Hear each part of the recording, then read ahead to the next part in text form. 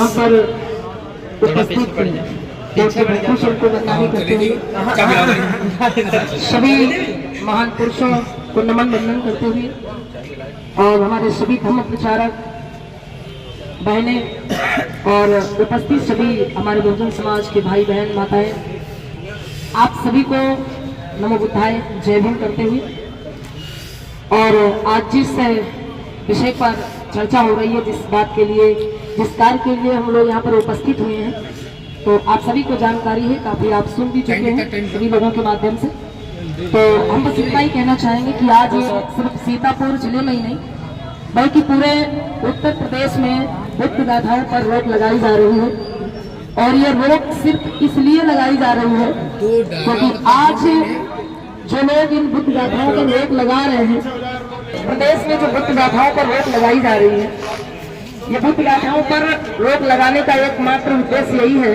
कि बुद्ध गाथाओं के माध्यम से ये बहुजन समाज जागरूक हो रहा है। जैसे कुछ लोग बात करते हैं, हालांकि उनके विचार हैं, अपनी बात रख सकते हैं कि बुद्ध गाथाओं में मनोरंजन होता है, ऐसा होता है, वैसा होता है। मेरे भाई, बुद्ध गाथाओं में सिर्फ मनोरंजन ही नहीं होता है, बहुजन समाज में जन्मे महापुरुषों की विचारधारा भी लोगों तक पहुंचाई जाती है। और अगर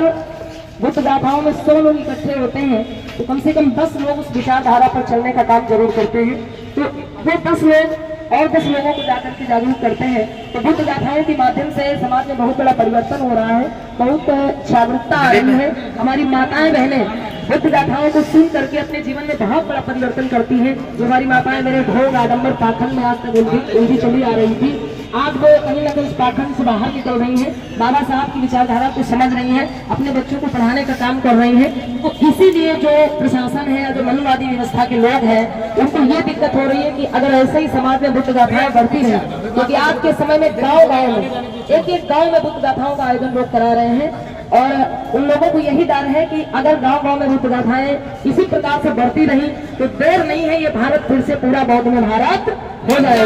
देर नहीं है, पूरा भारत बौद्ध में हो जाएगा। और बाबा साहब अम्बेडकर का जो सपना था कि हमारा जो भारत है प्रबुद्ध भारत होना चाहिए, हमारा जो ये देश है बौद्धों का देश होना चाहिए, तो उन मनवादियों को यही डर है, प्रशासन को यही डर है कि बुद्ध गाथाओं के माध्यम से पूरा भारत फिर से बौद्ध में हो जाएगा और अम्बेडकर का जो सपना था वो साकार हो जाएगा, ये भारत बौद्ध में भारत हो जाएगा, यह देश बौद्धों का देश हो जाएगा। इसलिए प्रचारकों पर दोष लगाया जा रहा है कि प्रचारक जो है वो गलत बोलते हैं, प्रचारकों की भाषा से लोगों की भावनाओं को ठेस पहुंचती है। हम तो ये कहना चाहेंगे, अगर धर्म प्रचारकों की भाषा से लोगों की भावना को ठेस पहुंचती है तो आप ये क्यों याद करते हैं कि हमारे पुरखों की भावनाओं को भी बहुत ठेस पहुंचाया, हमारे पुरखों को भी बहुत सताया गया, हमारे पुरखों को बहुत प्रताड़ित किया गया है, हमारे पुरखों को पशुओं से बदतर जिंदगी जीने पर मजबूर कर दिया गया है। अरे इसीलिए आज अपने समाज को हम जगा रहे हैं कि उन लोगों की व्यवस्था से दूर हो जाओ जिस व्यवस्था में आपका हमेशा शोषण होता है।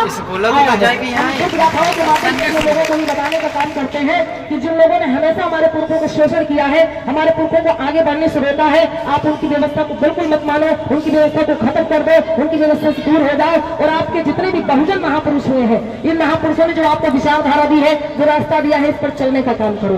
तो मात्र यही एक कारण है, उद्देश्य है कि आज हमारी बुद्ध गाथाओं पर रोक लगाई जा रही है। तो हम आप सभी से ये निवेदन करते हैं कि हमें एक होकर के इस मिशन को, इस कारवां को आगे बढ़ने से रुकने नहीं देना है। ये कारवां रुकना नहीं चाहिए, क्योंकि बाबा साहब अम्बेडकर ने कहा था कि इस मिशन को, इस कारवां को मैं बड़ी कठिनाइयों से यहाँ तक लेकर के आया हूँ और अगर इस मिशन को, इस कारवां को आगे न ले जा सके तो किसी भी कीमत पर इस कारवां को पीछे जाने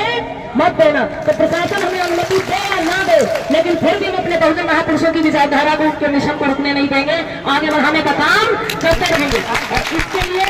प्रशासन हमें क्या धमकी देगा, अरे चाहे वो हम सबको जेल भेज दें, जेल जाने के लिए तैयार हैं, लेकिन हम अपनी बुद्ध गाथाओं को, अपने इस प्रचार को, महापुरुषों की विचारधारा को आगे बढ़ने से रुकने नहीं देंगे। अपने समाज की जगाते रहेंगे जब तक इस तन में प्राण है, अपने महापुरुषों की विचारधारा को जन जन तक पहुंचाते रहेंगे। इसी बात के साथ आप सभी जय भीम, जय मिलने वासी, जय संविधान।